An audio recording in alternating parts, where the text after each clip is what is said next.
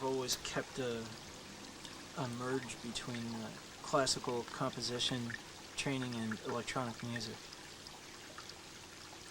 That's interesting. I've never really thought about it. Yes and no.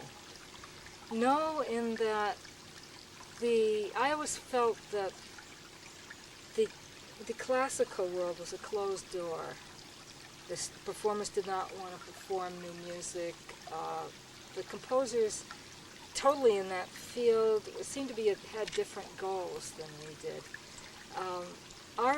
Our goal was never to be world famous and make a lot of money and be a star up on stage.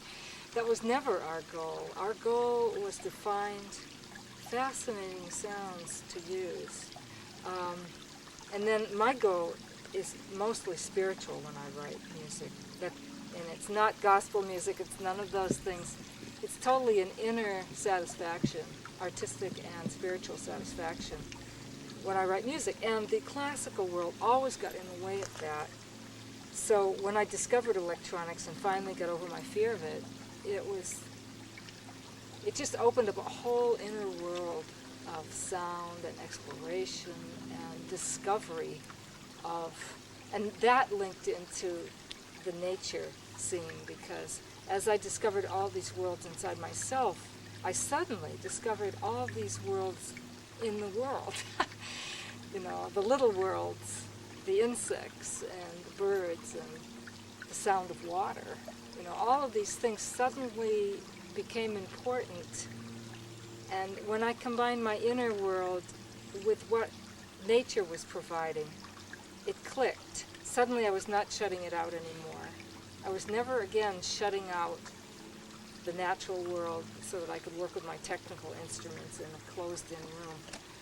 I do that, but still the natural world is always there for me, and the satisfaction has been great in doing that.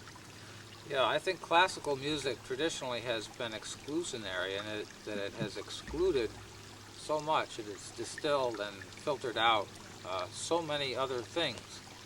And what you get is in the 50s, the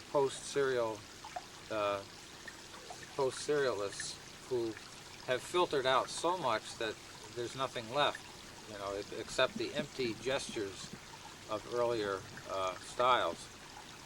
And so, like Priscilla, I think there are a lot of different influences in what we do. There's traditional classical techniques, and among them I would be particularly interested in process-oriented music. So that's one area, the classical tradition, and then there's this whole area of sound, which is all around us.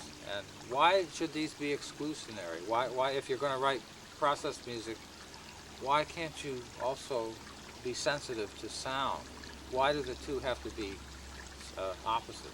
Why does classical music have to be opposed to nature, the sounds of nature? And so my idea is to develop a synthesis of all these forces: sound, the classical technique, technology, and to me, technology is not an end in itself, but it's rather something that enables all of these other things to be mixed together. Technology is the great amalgam. Just like in the medieval times, they were searching for gold, to try to. Well, to me, the gold is in the way that technology is able to make all these things exist together in a viable piece. And so my music will you may start with something that sounds like the wind or water sounds or the sound of a bird, but in retrospect it will actually be used as in a very classical way, and it will be used in the same way that Stravinsky would have used it, for example.